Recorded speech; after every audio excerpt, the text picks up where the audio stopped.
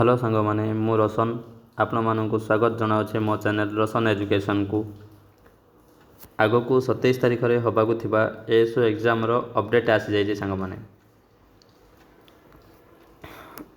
यही एग्जाम पई जो 21 डेट रो एडमिट कार्ड बाहरी थिला से एडमिट कार्ड ही 27 पई वैलिड अछि। एडमिट कार्ड चेंज करा जाइनी। सो आपण माने से एडमिट कार्ड को डाउनलोड करंतु